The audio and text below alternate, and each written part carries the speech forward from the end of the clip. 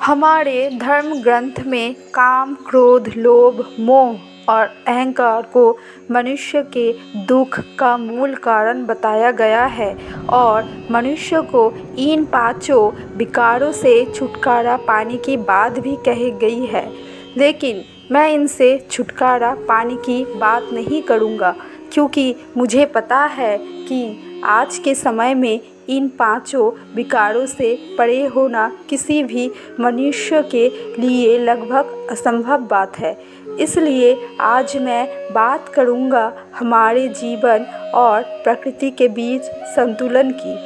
परंतु सबसे पहले हमें ये समझना होगा कि काम, क्रोध और लोभ, मोह और अहंकार हमारे दुख के निर्माण में किस प्रकार अपनी भूमिका निभाते हैं।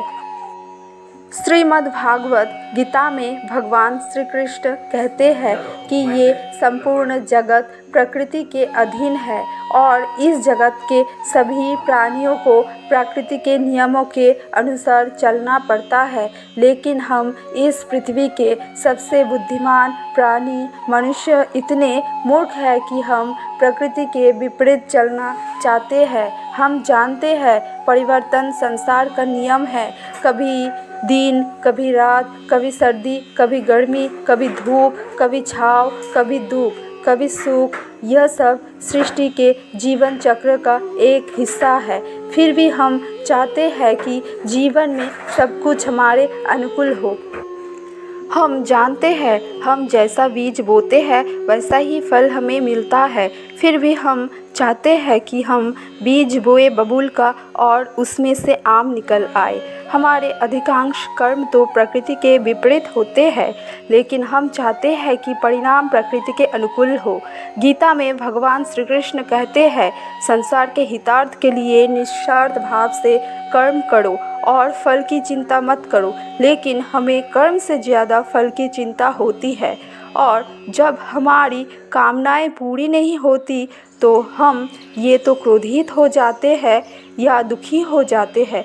क्रोध में हमारे बुद्धि और विवेक का हर लेती है, जिससे हमारे सोचने व समझने की क्षमता क्षीण हो जाती है और हम मानसिक रूप से विक्षिप्त हो जाते हैं।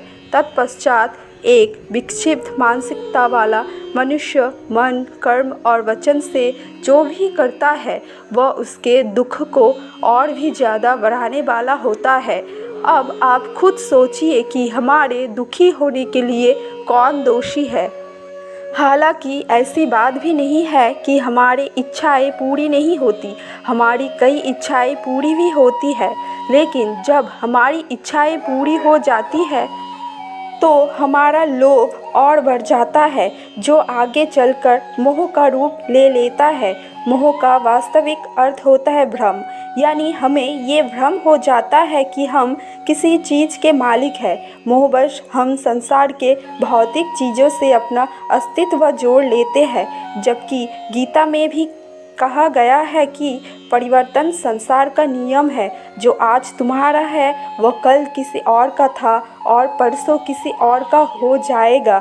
लेकिन हम चाहते हैं कि हम जो चाहे वह हमेशा के लिए हमारी हो जाए, और जब ऐसा नहीं होता तो हम दुखी हो जाते हैं। एक समय की बात है, भगवान बुद्ध एक नगर में घूम रहे थे। उस नगर के आम नागरिक के मन में बुद्ध के विरोधियों ने यह बात बैठा दी थी कि वह एक ढोंगी है और हमारे धर्म को भ्रष्ट कर रहा है। इस वजह से वहाँ के लोग उन्हें अपना दुश्मन मानते थे। जब नगर के लोगों ने बुद्ध को देखा तो उन्हें भला बुरा कहने लगे और बद्दुआएं देने लगे। गौतम बुद्ध नगर के लोगों की उल्हाने शांति से बिना बोलने सुनते रहे, लेकिन जब नगर के लोग उन्हें बोलते बोलते थक गए तो महात्मा बुद्ध बोले, क्षमा चाहता हूँ, लेकिन अगर आप लोगों की बातें खत्म हो गई है तो मैं यहाँ जाऊँ। भगवान बुद्ध की यह बात सुन वहाँ के लोग बड़े आश्चर्यचकित हुए। वहीं खड़ा एक आदमी बोला, ओ भाई, हम तुम्हारा गुणगान नहीं कर रहे हैं, हम तो तुम्हें गालियाँ दे रहे हैं। क्या इसका तुम पर कोई असर नहीं होता? बुद्ध बोले, आप सब मुझे चाहे जितनी गालियाँ दो, मैं उन्हें लूँगा ही नहीं। आपके गालियाँ देने से मुझ पर कोई असर नहीं पड़ता जब तक कि मैं उन्हें स्वीकार नहीं करता। बुद्ध आगे बोले, और जब मैं इन गालियाँ को लूँगा ही नहीं तो यह कहाँ रह जाएगी? निश्चित ही आपके पास। मित्रों, बुद्ध के जीवन का यह छोटा सा प्रसंग हमारे जीवन में एक नया परिवर्तन ला सकता है, क्योंकि बहुत से लोग अपने दुखों का कारण दूसरों को मानते हैं, जो कि अच्छी बात नहीं है। ऐसा कर हम स्वयं के लिए गड्ढा खोद रहे होते हैं।